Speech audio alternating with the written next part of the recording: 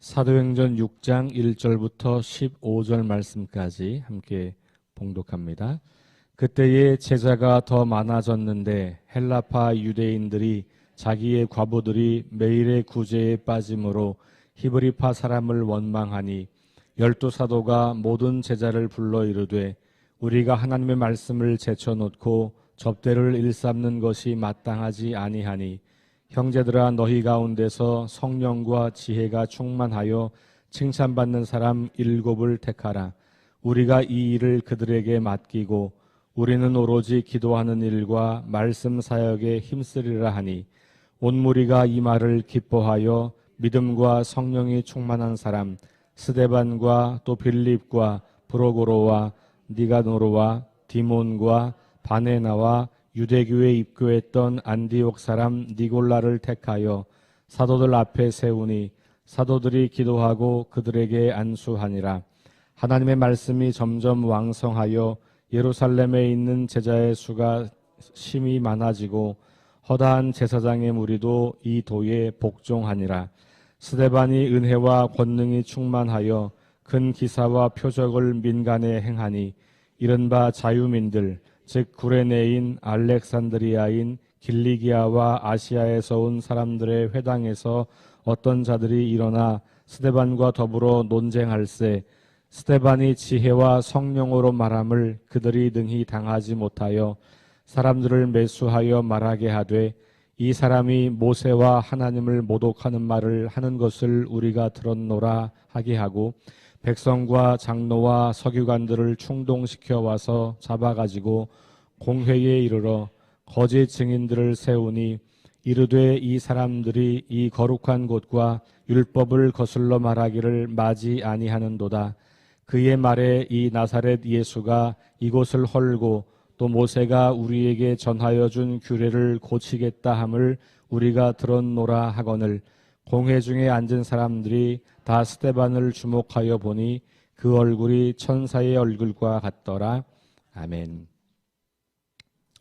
네, 교회 안에 찾아왔던 위기를 통과하고 교회가 다시 말씀을 잘 전하여서 사람들에게 예수의 부활을 선포하고 그리고 하나님 나라를 드러내는 그 일들을 계속해서 하고 있는 과정들을 보여주고 있고요. 오늘 6장에 굉장히 새로운 이제 전환기를 맞이하는 장면이 등장해요. 1장 8절을 기억하시죠? 성령이 너희에게 임하시면 너희가 권능을 받고 유대와 사마리아와 땅끝까지 이르러. 그렇죠? 예루살렘과 온 유대와 사마리아 이 표현이 있잖아요. 이 예루살렘 안에서 사마리아와 이방 땅으로 나갈 준비가 이제 시작이 되는 그런 과정들이에요. 그게 뭐냐 하면 헬라파 리더들을 세우는 겁니다. 헬라파라고 하는 말은 원래 예루살렘에서 태어난 사람들이 아니고 흩어져 있던, 그러니까 사방에 흩어져 있던 유대인들이 있었는데 그 유대인들이 그 헬라 지역에서 태어나서 자란 사람들이에요. 그런 유대인들이 이제 예루살렘 주변으로 모여들기 시작했고 그런 사람들 중에서 이제 교회의 리더가 세워지는 장면이 오늘 장면이에요. 그 리더를 세우는 과정에서도 교회 안에 문제가 발생했던 것을 보게 돼요. 우리가 5장까지 보면서 초대교회가 굉장히 급진적인 변화를 그 당시 사람들이 가져왔는데 그 대표적인 게 뭐냐 하면 경제 공동체예요. 그래서 가난한 사람들을 위해서 가지고 있는 것을 팔아서 함께 나누어 쓰는 일들을 교회가 했던 것이고 그것이 굉장히 그 당시 사람들에게 지금 우리에게도 마찬가지지만 굉장히 급진적인 사고방식이었고 삶의 방식이었죠. 그래서 그것이 매우 낯설었고 이상했고 그런데 그것이 많은 사람들을 유익하게 하기 때문에 단순히 낯설고 이상한 게 아니라 감동을 주는 거죠. 그리고 저들은 왜 저렇게 살까? 저렇게 살면 손해볼 텐데 왜 저렇게 살지? 뭘 봤구나. 예수님 부활한 게 사실이구나. 하나님 나라가 임한 게 진짠가 봐 라고 사람들이 생각을 하게 되는 거고 그리고 교회로 모여드는 거거든요. 그런데 거기 바로 그 당시 가장 핵심적이었던 초대교회의 그 공동체 안에 문제가 발생하기 시작한 것이 오늘 이야기예요. 본문에 보면 유대파, 그러니까 히브리파 사람이 있고 헬라파 사람이 있다 그러는데 방금 말씀드린 것처럼 히브리파는 예루살렘 출신 사람들이에요. 헬라파는 예루살렘 출신이 아닌, 그러니까 똑같은 유대인이지만 다른 곳에서 태어나서 자랐다가 마지막에 예루살렘에 온 사람들이에요. 왜 왔냐 하면 이들이 과부기 때문에 온 거예요. 다시 말하면 타 지역에서 태어나서 잘 자라다가 이제 남편도 죽고 홀로 됐어요. 홀로 인생을 살면서 결국 다시 고향 이 모국, 유대인들에게는 이 성전이 굉장히 중요하고 예루살렘이 굉장히 중요하거든요. 그쪽에 가서 내 인생의 마지막을 보내고, 그리고 어떤 사람들은 예루살렘으로 주님이 다시 오신다고 하는, 주님의 재림이 임박했다고 하는 믿음도 있었기 때문에 성전 가까이 예루살렘에 살고 싶은 마음이 많은 거죠. 그러니까 이 예루살렘 주변에 이 도성 안에 굉장히 많은 이제 헬라파 유대인들이 와서 살기 시작하는 겁니다. 그 중에 이제 과부들도 많이 있었던 것이고, 교회가 경제적 공동체가 됐기 때문에 가난한 과부들이 많이 오게 됐어요. 그래서 나중에 이제 고린도서나 이런 데도 보면 일부 좀 나오는 부분이 있겠습니다만, 조금 자세하게 설명드리면 어떤 과부들은 교회에서 하루 종일 일을 하는 거예요. 그리고 교회가 그들의 삶을 책임져요. 근데 나중에는 그렇게까지 발달을 하게 돼요. 그러니까 초대교회에서 과부를 돕는 일은 아주 핵심 중에 한 가지였어요. 그런데 문제가 생기는 거예요. 그게 뭐냐면 가만히 보니까 매일매일 일정한 양을 이제 그 가난한 과부들에게 나누어 주게 됐는데 그 일에 차질이 생긴 거예요. 가만히 보니까 히브리파 과부들은 잘 받고 있는데 헬라파 과부들이 좀 건너뛰기 시작하는 일들이 발생하게 된 거예요. 이것 때문에 이제 교회 안에 불평이 생기고 불만이 생기고 원망이 생기고 이것이 이제 막 소문이 나기 시작한 것이죠. 그러다 보니까 이제 그 문제를 해결하기 위해서 헬라파 출신의 리더들을 세우자, 이 이야기가 나온 거예요. 그래서 우리가 잘 아는 것처럼 일곱 집사라고 우리가 말하는 그 7명이 세워진 거예요. 그래서 그 7명을 세우게 되고 그 중에 한 사람이 스데반, 그리고 빌립, 이 사람들의 이야기가 이제 7장과 8장에 가면 등장하게 되는 거고, 스데반은 예루살렘에서 복음을 전하다가 순교의 죽음을 맞이하고 스데반의 죽음과 더불어서 예루살렘에 큰 박해가 일어나게 되죠. 그래서 사도들을 제외한 모든 사람들이, 유대인들이 이곳에서 쫓겨나게 돼요. 유대인 그리스도인들이죠. 쫓겨나게 돼요.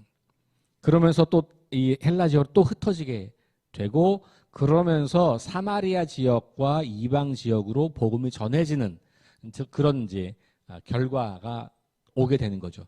그러니까 온 유대와 사마리아와 땅끝까지 이르러라고 하는 그 전개 과정이 이제 6장, 7장, 8장, 9장으로 넘어가면서 점차 확장되고 있는 그런 그림들을 보게 되는 거죠. 자, 어쨌든 6장으로 다시 돌아오면, 그래서 이렇게 12사도들이 이 구제가 문제가 생긴 것 때문에 사람들을 불러 모아놓고 우리가 이 문제를 좀 해결해야 되겠다. 그러니까 우리가 말씀도 전하고 교회 안에서 이런 일들을 다 감당하는 것에 한계가 온 것 같다.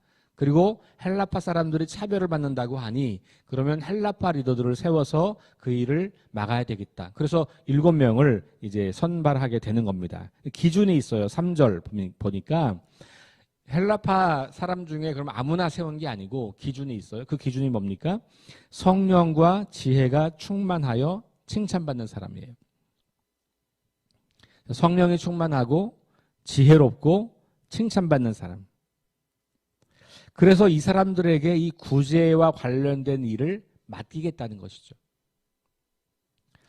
그래서 우리가 이제 이 사람을 집사라고 우리가 표현하지만 여기 이 사도행전 본문에는 집사라는 말은 나오지 않아요. 근데 구제의 일을 담당하게 하는 것이 이제 집사라고 하는 단어의 어원이거든요.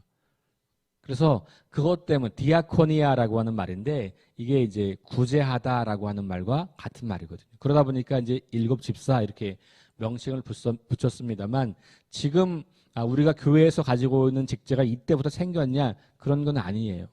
언어는 비슷한 언어가 있었지만 지금 우리가 말하고 있는 그 평신도 직제와는 아직까지는 좀 다른.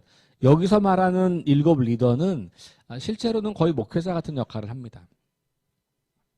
그리고 원래는 구제를 위해서만 뽑았지만 뒤에 바로 스데반과 빌립 이야기는 복음을 전하는 사도가 하는 일과 똑같은 일을 하고 있는 것을 보게 돼요. 그러니까 이 지도자들이 결국은 교회 안에서 구제만 담당했던 것은 아닌 것을 금방 확인할 수 있어요. 그런데 중요한 것은 사도들이 자기들이 교회 안에서 말씀을 전하고 가르치고 이런 일에 좀 기도하고 여기에 좀 집중하겠다라고 하는 것. 그리고 이제 이런 교회의 구제와 관련된 일을 다른 사람들이 좀 맡아서 하는 것. 사도들의 입장으로 보면 업무가 좀 명확하게 집중되고 있는 것을 보게 되는 것이죠. 자, 4절이 그 이야기죠. 우리는 오로지 기도하는 일과 말씀 사역에 힘쓰리라. 그러면서 이제 이 구제와 관련된 일을 일곱 리더에게 맡기게 되죠. 자, 그러니까 5절에 사람들이 이 말을 기뻐하게 되고 믿음과 성령이 충만한 사람 7명을 이야기합니다. 자, 위에서는 성령과 지혜가 충만했고 칭찬받는 사람이었는데 밑에서는 믿음과 성령이 충만한 사람 이렇게 나오고 있죠. 그러니까 지혜가 믿음으로 바뀌었어요. 그렇죠? 그러니까 지혜롭다라고 하는 것과 믿음이 있다고 하는 것이 뭔가 상관관계가 있다고 보여져요. 그게 정확히 어떤 것인지는 잘 모르겠어요. 그냥 용어의 혼선일 수도 있겠고 어쨌든 성령이 충만한 것은 동일해요. 왜냐하면 이 초대교회 당시에서 누가 성령 충만한 거냐, 이 성령 충만함은 뭐냐, 이거는 새로운 세계관을 갖게 된 거예요. 신비한 능력과 관계없어요. 새로운 세계관, 하나님 나라를 보기 시작했고 예수의 부활을 선명하게 믿기 시작한 사람들이에요. 그러니까 그걸 실제로 그들이 눈에 보듯 본 사람들이에요. 그러니까 환상을 보고 꿈을 꾸고 이게 이제 바로 그런 거거든요. 그런 사람들이어야말로 예수의 부활을 전할 수 있고 하나님 나라의 삶의 방식을 살아내면서 선포할 수 있기 때문에 성령 충만함이 중요한 것이죠. 자, 그래서 7명의 이름이 쭉 등장하는데 마지막에 보니까 유대교에 입교했던 이런 사람이 있어요. 그죠? 니골라라는 사람. 나중에 우리 니골라당 이런 것도 나오잖아요. 그 고린도서에 보면 교회가 분열할 때. 그러니까 니골라가 초대교회의 아주 중요한 리더 중에 한 사람이었던 게 여기서 나타나죠. 그런데 이 사람은 유대교에 입교한 사람이니까 나면서부터 유대인은 아니었던 거예요. 다른 6명은 그러면 헬라파 출신, 이방 지역에서 나면서부터 유대인이었던, 그러니까 엄마가 유대인이었던 거예요. 나면서부터 유대인의 핵심은 엄마가 유대인이에요. 그러니까 예루살렘에서 태어난 건 아니지만 날 때부터 유대교 가정에서 태어나서 유대교인이에요. 이건 민족적 특징이에요. 그러니까 엄마가 유대인이면 그 민족이 유대인이 돼요.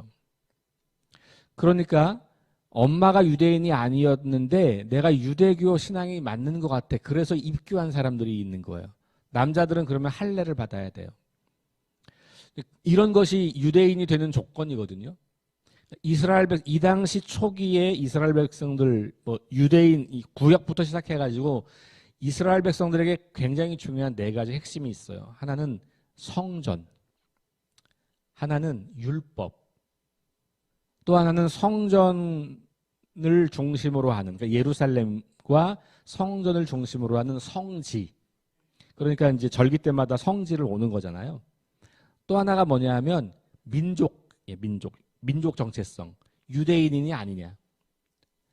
요 기준이 다시 말하면 자, 성전을 가지고 있냐, 성전에서 하나님을 예배하냐, 율법을 지키냐, 그 다음에 주기적으로 성지를 방문하느냐, 그리고 유대인이냐. 요 조건이 구원받는 조건이에요. 이게 이스라엘 사람들이 생각했던 조건이거든요. 그리고 이 조건이 충족되는 것이 하나님께 가까워지는 거라고 이들은 믿은 거예요. 그러니까 이것 중에 하나씩 멀어지면 하나님과 거리가 없는 사람들이 되는 거죠. 그러니까 그들이 성전에 목숨을 걸고 율법에 목숨을 걸고 성지를 반드시 1년에 몇 차례 방문해야 되고 그리고 반드시 유대인이어야 되는 거예요. 근데 이게 깨어지는 게 사도행전의 역사예요. 그리고 예수님 이후에 신약의 등장이 이 네 가지가 무너지는 거예요. 그래서 순교하는 사람들에게 이들이 계속해서 유대인들이 말하는 것은 너희가 성전을 모독했다. 너희가 율법을 무시했다. 이런 거예요. 그리고 뒤에 가면 이방인들이 성령 받겠냐? 이방인들이 구원 받겠냐? 불가능하다. 이런 이야기 하는 거거든요. 예루살렘에서만 예배하는 게 맞는 거냐? 이런 이야기들이 다 그 당시 유대교인들이 목숨처럼 여겼던 것들을 예수님 그리고 예수님 이후에 초대교회의 제자들과 그 교회가 이 목숨처럼 붙잡고 있던 것들에 대해서 도전했기 때문에 유대인들은 자기들이 생명처럼 지켰던 것들이 무너지기 때문에 박해할 수밖에 없었던 상황이 있는 거예요. 자, 그러니까 여기 마지막에 니골라라고 하는 사람은 유대교에 입교했던 사람이니까 원래는 유대인이 아니었던 사람이 개종했다 이런 말이에요. 자, 어쨌든 7명이 헬라파 유대인들이에요. 이들에게 이제 지도력을 맡긴 거고 6절에 보니까 사도들 앞에 세우고 기도하고 안수했다. 그래서 이렇게 이제 7명이 세워진 거죠. 자, 7절 볼까요? 하나님 말씀이 점점 왕성하여 예루살렘에 있는 제자의 수가 더 심히 많아지고 허다한 제사장의 무리도 이 도에 복종하니라. 여러분 사도행전 읽으시면서 하나님 말씀이 점점 왕성해졌다 혹은 제자의 수가 많아졌다라는 표현을 종종 만납니다. 한 6번인가 7번 등장해요. 그러면 그 앞부분이 뭐냐 하면 복음을 전하는 게 있었고 갈등 혹은 문제 혹은 박해 이런 게 있었고 그것이 잘 해결되고 나면 이 표현이 등장해요. 그러니까 사도행전을 기록한 누가는 계속해서 성령 충만과 말씀의 흥왕함을 연결하고 있는 거예요. 성령 충만한 게 핵심은 뭐냐? 그래서 그 사람들이 예수의 부활을 선포했고 교회를 건강하게 세워갔고 그 결과로 많은 사람들이 말씀을 듣게 되었고 제자가 되었더라. 이 이야기가 사도행전에서 반복되는 이야기예요. 자, 오늘도 교회 안에 문제가 생겼지만 그 문제를 잘 극복하고 그 결과 계속해서 교회가 든든히 세워지고 말씀이 점점 왕성하게 전파되고 더 많은 사람들이 제자가 되고 심지어 오늘 본문 말씀에는 이게 예루살렘에서 있었던 일이니까 누가 나와요? 제사장들조차도 그 도에 복종했다. 다시 말하면 제사장 중에도 회심자가 생겼다는 말이에요. 예루살렘 사역에서 핵심은 제사장들이 회심하는 거거든요. 왜냐하면 제사장들이 누구예요? 성전에서 제사를 행하면서 율법을 가르치는 사람이거든요. 예루살렘에 있는 사람들인 거고요. 성지를 오면 제일 만난 사람들인 거고요. 유대인 중에 유대인인 거고요. 아까 말씀드린 이 네 가지의 핵심이 다 제사장 안에 들어있는 거예요. 그러니까 이 제사장들이 회심했다고 하는 이 표현은 예루살렘에서의 사역이 이제 어느 정도 잘 진행됐다라고 평가하는 본문이라고 볼 수도 있는 거예요. 그러니까 여기서까지가 예루살렘에서 복음이 확장된 사역의 마무리 이렇게 볼 수 있는 거죠. 그리고 이제 이방 세계로 넘어가는 유대와 예루살렘과 이 사마리아로 넘어가는 유대와 사마리아로 넘어가는 그런 장면이 이 스데반의 이야기로부터 시작되는 거예요. 자, 스데반의 이야기는 어떻게 시작합니까? 이 스데반이 그러면 성령이 충만하고 지혜가 충만하고 믿음이 충만한 사람이었겠죠? 그 사람을 뽑았으니까 그가 8절에 보니까 은혜와 권능이 충만하여 또 다른 표현이 등장하죠. 은혜와 권능이 충만하여 하나님께서 주시는 은혜와 그 권능이 충만했다.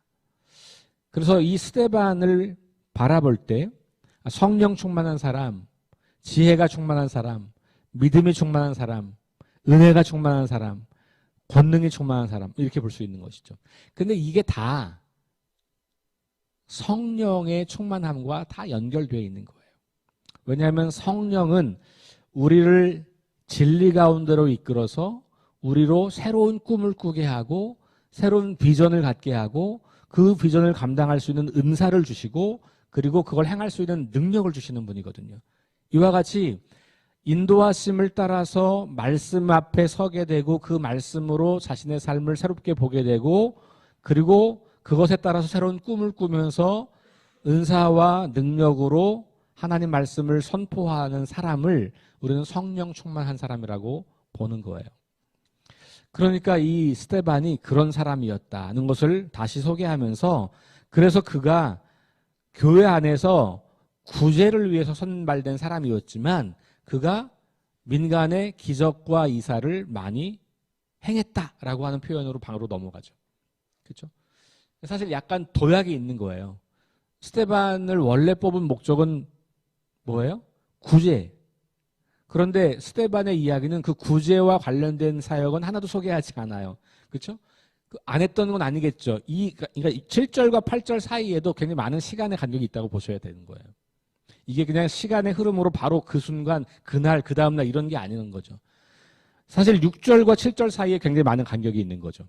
6절 그렇게 뽑았다고 하는 이야기가 있고 그리고 말씀이 왕성했다고 하는 사이에는 이렇게 해서 초대교회가 굉장히 많은 사역을 잘 감당했고 그리고 나서 이렇게 왕성해진 그 시간의 흐름이 있는 것이죠.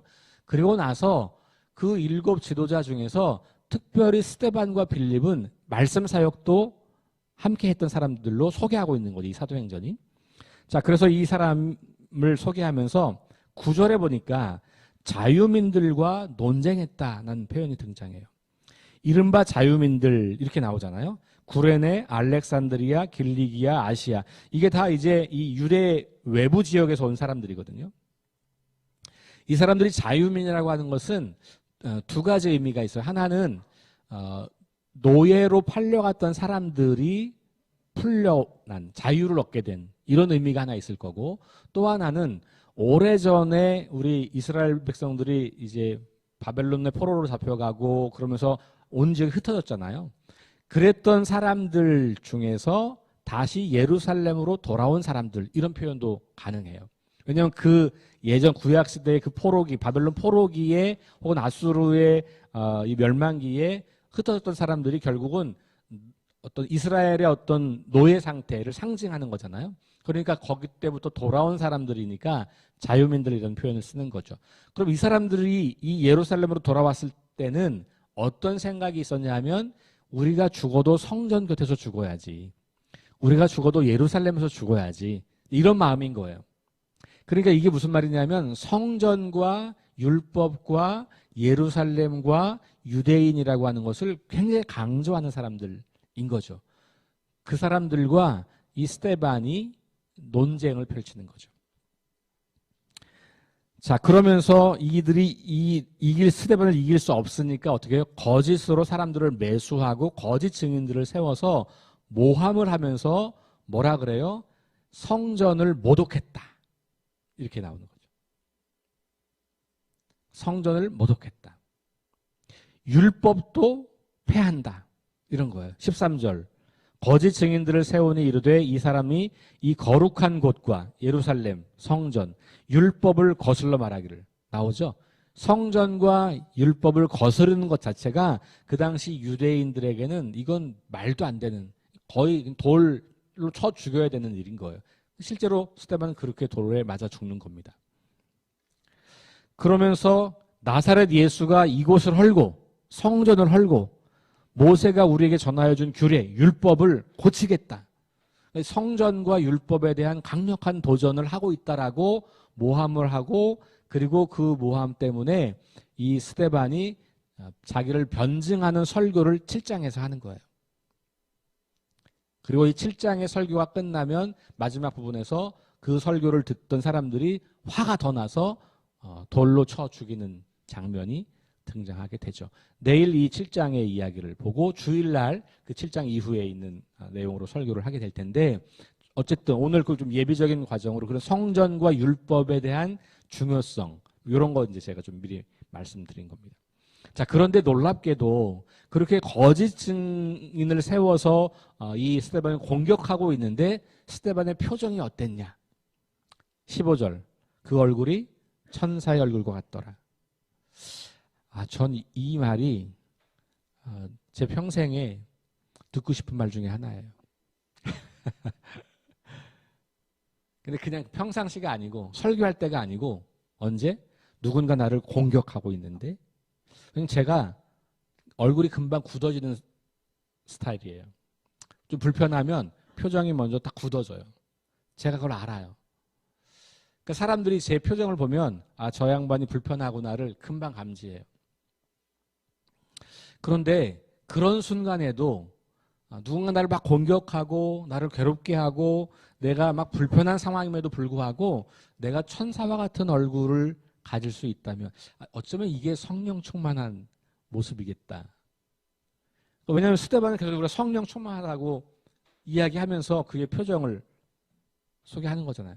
그러니까 겉모습은 천사와 같고 삶의 방식은 급진적이고 말하는 내용은 부활의 증인을 선포하고, 이게 성령 충만한 사람이라는 거죠.